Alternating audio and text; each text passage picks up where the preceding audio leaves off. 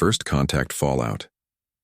The Solarian warships appeared without warning in Earth's orbit on an otherwise unremarkable Tuesday morning. 17 massive vessels, each shaped like obsidian teardrops, positioned themselves strategically around the planet. Humanity's combined orbital defenses, pitiful by comparison, stood ready but hopelessly outmatched. Admiral Elena Reyes stood on the bridge of the UES Defiant, Earth's flagship destroyer, staring at the tactical display with practiced calm despite the churning in her stomach. Her crew, professionals all, maintained their composure even as the alien vessels dwarfed their ship by orders of magnitude. "Open all frequencies," she ordered, her voice steady. "Let's not start shooting before we talk." First contact protocols had been established decades ago, but no one truly expected to use them. The transmission went out, mathematical sequences, followed by simple greetings in hundreds of Earth languages. The response came 3 minutes later, a holographic projection of a being unlike anything humanity had ever seen. The Solarian ambassador appeared humanoid, but with translucent skin that revealed a complex network of luminescent veins beneath. Its eyes, all 6 of them, blinked in unsettling asynchrony as it began to speak, its words processed through translation algorithms. Humanity. The translator rendered its speech with an unnatural flatness. Your world occupies valuable space. The Solarian Empire requires your resources. You have 24 hours to surrender your planetary governance or face immediate cleansing. The transmission ended abruptly, leaving Admiral Reyes and Earth's assembled leadership in stunned silence. "Well," General Wei from the Chinese Space Command finally said, "That's certainly direct." President Okafor of the United Earth Coalition leaned forward. "Options, people. I need them now." The next hours passed in a blur of strategic planning, evacuation preparations, and desperate attempts at diplomatic outreach. The Solarians responded to each communication with the same message: surrender or annihilation. Intelligence analysts worked feverishly to assess the alien technology from limited sensor data. The conclusion was grim. Their weapons systems were estimated to be at least 70 years beyond Earth's most advanced capabilities. "We can't win a direct confrontation," Admiral Reyes concluded during the Emergency Security Council meeting. "But we might be able to buy time." Dr. Liam Chen, head of the Breakthrough Propulsion Physics program, spoke up. "There's something else. The quantum signature of their ships indicates they're using a form of space-time manipulation we've only theorized. Their technological base might be entirely different from ours." "Different how?" President Okafor asked. "They might not understand certain aspects of physics we take for granted," Chen replied, "just as we don't understand theirs." The deadline approached with excruciating slowness.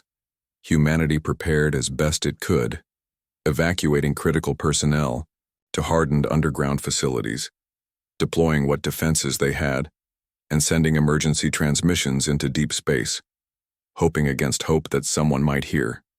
Someone did. 3 hours before the Solarian deadline, a new ship arrived in the system. Unlike the black teardrop vessels, this one resembled a crystalline spiderweb, delicate yet somehow imposing. It positioned itself between Earth and the Solarian fleet. A new transmission arrived. "Humans, we are the Elysian Collective. The Solarians are known to us. They have consumed 17 civilizations in the last century. We offer assistance, but you must act quickly."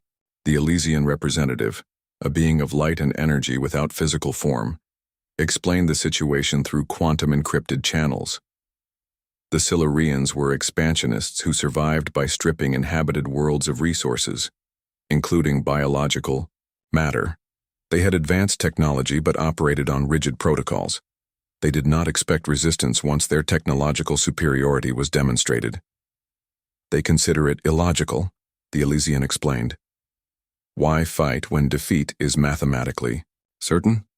"Because we're human," Admiral Reyes replied simply. The Elysian shared critical strategic intelligence. The Silurians had technological blind spots. Their reliance on quantum field manipulation made them vulnerable to certain elementary particle physics Specifically, they had difficulty detecting or defending against neutrino-based technologies. Neutrino-based? Dr. Chen's eyes widened. We've been experimenting with neutrino communications, but weapons? That's theoretical at best. Theory becomes practice very quickly when extinction is the alternative, President Okafor said grimly. The Elysian offered limited technological assistance, but warned they could not directly intervene. The collective's non-interference protocols prevented open warfare except in self-defense. They would, however, evacuate human survivors if Earth fell. When the deadline arrived, the Silurian fleet moved into attack formation, their weapons systems charged with a visible purple glow that distorted space around them. Admiral Reyes gave the order, "Execute Operation Solar Flare." What followed would later be called the Miracle of Earth. As the Silurian vessels prepared to fire, every nuclear facility on Earth diverted its entire output into experimental neutrino conversion arrays hastily constructed according to Dr. Chen's specifications and Elysian guidance. The effect was invisible to conventional sensors, but catastrophic to the Silurian ships.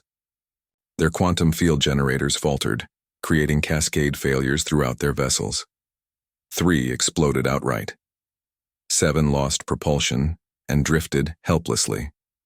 The remaining 7 regrouped and retreated to lunar orbit. It wasn't a victory, just a momentary reprieve. The Silurians would adapt, and Earth had expended its most powerful one-time defense. The next transmission from the Silurian vessels was different. A new figure appeared, clearly military, with armored plating covering much of its translucent form. "Humans," it hissed through the translator. "You have proven unexpected. This changes nothing. You have simply earned a slower death." The Elysian representative provided grim confirmation. "They will call for reinforcements. They will return with a fleet that can overwhelm any defense. You have perhaps 3 months by your time measurements. 3 months to save humanity." What followed was the most extraordinary period in human history. National borders became meaningless in the face of extinction. Resources were pooled, research was shared, and production facilities worldwide were converted to a single purpose: survival. 2. Elysian Collective proved invaluable, connecting Earth with other species who had survived Silurian encounters. A coalition formed: humans, Elysians, the insectoid Vespari, and the silicon-based chronoform, all united against a common enemy. Dr. Chen led a global team of physicists in developing what they called the Neutrino Cascade Protocol. If they couldn't match Silurian technology directly, they would exploit its weaknesses instead. Admiral Reyes coordinated with other species to develop battle strategies unlike anything taught in Earth's military academies. Conventional wisdom was useless against an enemy with such technological superiority. They needed to rewrite the rules of engagement entirely. "Think like humans," she told her multinational command team. "Not like military strategists. What makes us different from every other species? We adapt. We improvise. We overcome." The Vespari contributed their expertise in swarm tactics.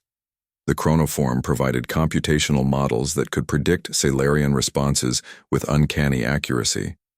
The Elysians offered their understanding of quantum field manipulation. But it was the humans who provided the audacity, the willingness to attempt what other species considered impossible.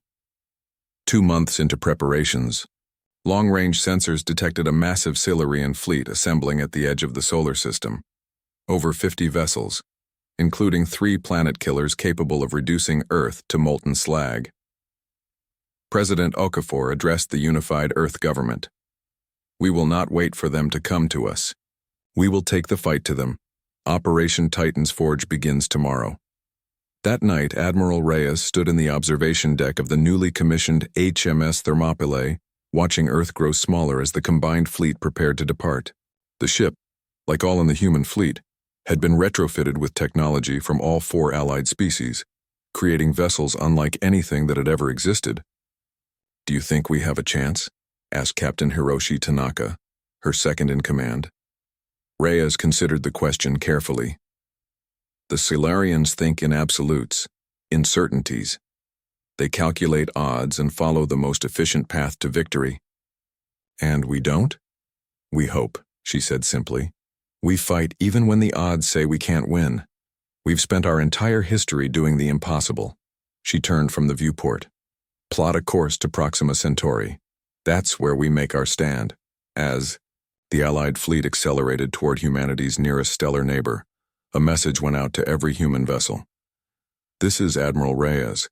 Today we fight not just for Earth, but for every world that faces extinction at Solarian hands. They believe they understand us. They believe they can predict us. They're wrong. Show them what humanity does when backed into a corner.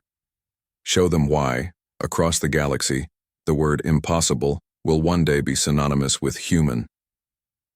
The fleet entered FTL, vanishing in a flash of light as they headed toward the coming storm.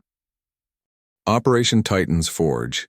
The human-led coalition fleet emerged from FTL at the edge of the Proxima Centauri system, a ragtag armada of vessels representing 4 different species and countless desperate modifications.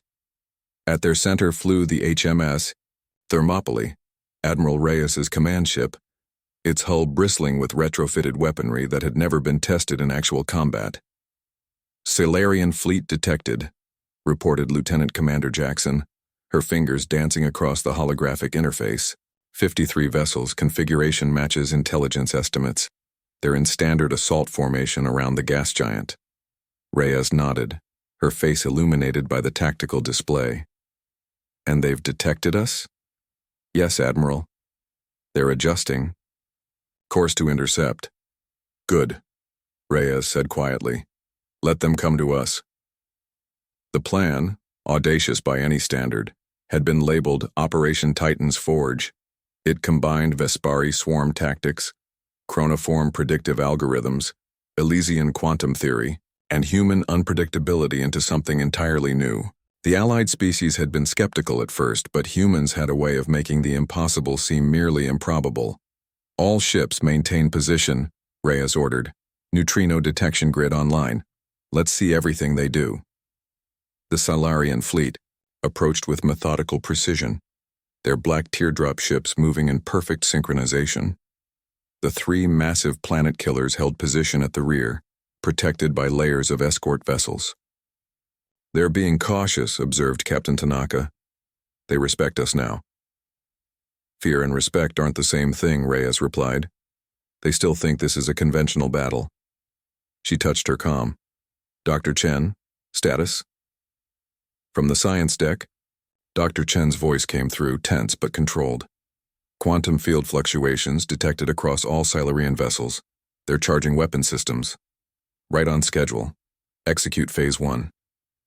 Throughout the Allied fleet, specially designed emitters activated, flooding the space between the armadas with precisely calibrated neutrino bursts. To conventional sensors, nothing had changed, but the effect on Solarian targeting systems was immediate. They're firing, Jackson announced. Purple energy lanced out from the Solarian vessels, but the shots went wide, missing the Allied ships by kilometers. The neutrino field had disrupted their quantum targeting, just enough to throw off their legendary precision.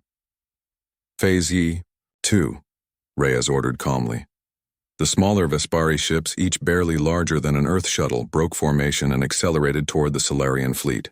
Their reflective hulls scattered sensor readings, making 50 ships appear like 500. The Solarians, relying on automated threat assessment, diverted significant firepower to counter this apparent major attack.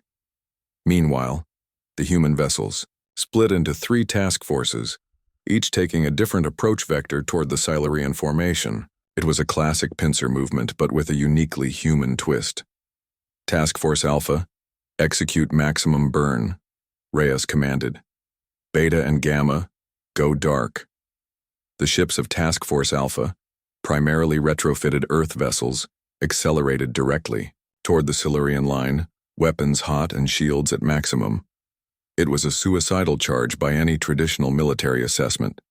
The Silurians responded predictably, concentrating their fire on this obvious threat.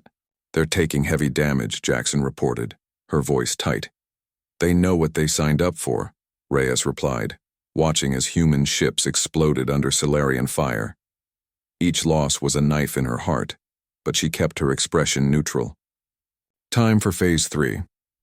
Task Forces Beta and Gamma, which had gone dark and drifted on ballistic trajectories, suddenly powered up directly within the Solarian formation.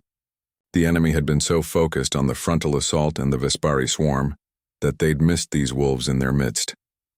All ships, deploy Chronos payloads, Reyes ordered. From each human and chronoform vessel, small drones launched, thousands of them, each carrying a payload developed by Dr. Chen's team. They attached themselves to Silurian hulls and detonated not with explosive force, but with precisely calibrated quantum fields that interfered with the aliens' propulsion systems.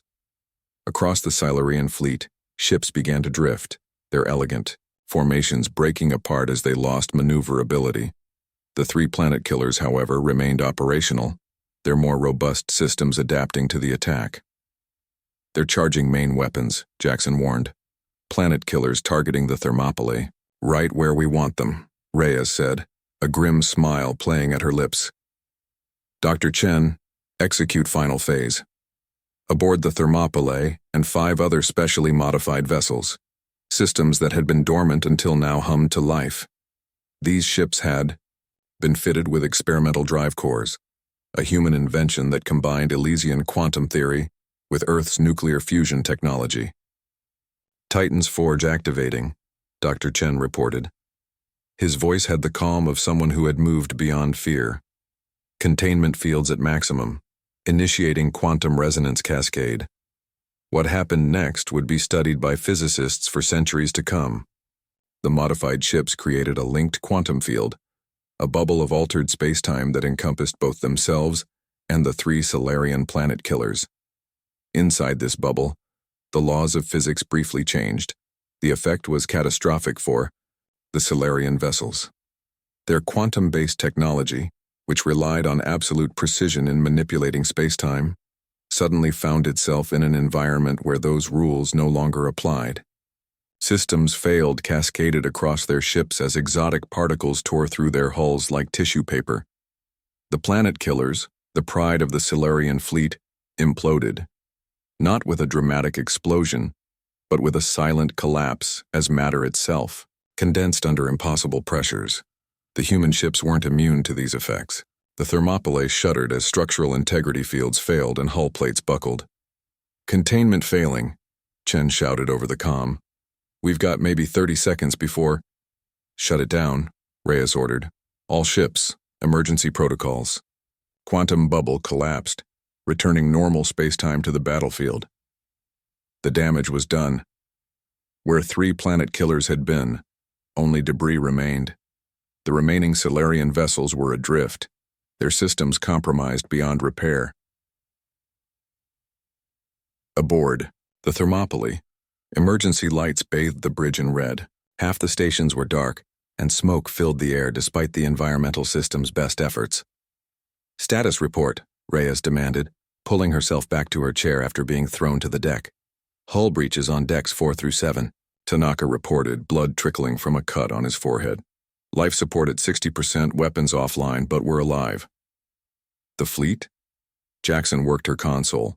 "We lost 37 ships, including most of Task Force Alpha. The Elysian vessels are intact. Vespari report heavy losses." "And the Solarians?" A slow smile spread across Jackson's face. "Total defeat. The remaining ships are completely disabled." For a moment, silence fell across the bridge. They had done it. Humanity, facing extinction, had not only survived but triumphed against overwhelming odds. "Open a channel to all ships," Reyes said quietly. When the comm system indicated readiness, she spoke. "This is Admiral Reyes. The Solarian threat has been neutralized. To all ships that sacrificed themselves in the initial assault, your courage made this victory possible. To our allies, the Elysians, Vespari, and Chronoform, we thank you for standing with us against impossible odds." She paused, looking around at her battered bridge and exhausted crew. "Today, we showed the galaxy something important. Technological Superiority alone doesn't determine the outcome of war. Creativity, courage, and cooperation do. The Solarians thought they understood war because they understood technology, but they never understood people, and that was their downfall. She closed the channel and turned to Tanaka. Begin rescue operations for any Solarian survivors. Contact Earth with news of our victory. What about the disabled Solarian vessels? He asked. Reyes considered for a moment. We'll salvage what we can. Their technology, combined with what we've learned from our allies, will ensure Earth never faces such a threat unprepared again. In the days that followed, as the Allied fleet limped home with their Solarian prisoners, news spread throughout the galaxy. The species that had faced imminent extinction had not only survived, but had defeated the most feared empire in known space. 3 months later, representatives from 27 spacefaring civilizations gathered on Earth for the signing of the Proxima Accords, a mutual defense pact inspired by humanity's unlikely victory. Admiral Reyes, now healed from her injuries, stood beside President Okafor as the document was signed. They're calling it the human miracle, Okafor said quietly. Some species are sending religious delegations to study us. Reyes shook her head. There was no miracle. Just people doing what we've always done. Adapting, collaborating, refusing to accept defeat. That's precisely what they find miraculous, replied the Elysian representative, its form shimmering beside them. In our long history, we have never seen a species face such odds and emerge victorious through sheer determination. The Solarians had conquered 17 worlds before us, Reyes noted. What made us different? The others fought alone. They fought conventionally. They surrendered when logic dictated surrender was the optimal choice. The Elysians' light pulsed, and what they had learned was laughter. Humans, as we've discovered, have a problematic relationship with logic. President Okafor smiled. That may be the nicest thing anyone's ever said about us. As the ceremony concluded, Reyes stepped out onto the balcony overlooking New Geneva. The city still showed signs of damage from the initial Solarian attack, but reconstruction was proceeding rapidly. In the harbor, a memorial was being built, not just for the human lives lost, but for all who had fallen in the battle at Proxima Centauri. Dr. Chen joined her, leaning against the railing. The chronoform engineers think we can adapt the quantum bubble technology for peaceful uses. FTL communications, new power sources, maybe even true force fields. Good, Reyes said. We should be building something better than weapons. Though we'll keep some weapons, I hope, Chen added. The galaxy seems to be a more complicated place than we thought. Reyes nodded, watching as the sun set over the city. Somewhere above them, the first ships of Earth's new defense fleet were taking up position, a multinational, multi-species force created to ensure no world would face extinction alone again. The Solarian prisoners say their leaders never considered us a real threat, Chen said. Even after our first victory, they thought it was a fluke, that we couldn't possibly defeat their main fleet. A dangerous assumption, Reyes replied. Indeed. One of their fleet commanders asked me something interesting yesterday. He wanted to know what Earth would have done if our plan had failed. Reyes turned to face him. And what did you tell him? Chen smiled. I told him we would have tried something else. And if that failed, something else again. That we would never have stopped trying until we either won or were completely exterminated. How did he respond? He said that explains everything. Chen shrugged. I'm not sure what he meant. But Admiral Reyes understood perfectly. In a universe of beings who calculated odds and accepted logical outcomes, humanity's refusal to surrender, their willingness to fight even when victory seemed impossible, made them unique. It made them dangerous. It made them human. As night fell over Earth, ships from a dozen worlds moved through the solar system. Allies and observers, traders and diplomats. Humanity had not only survived its first contact with hostile aliens, it had rewritten the rules of engagement for the entire galaxy.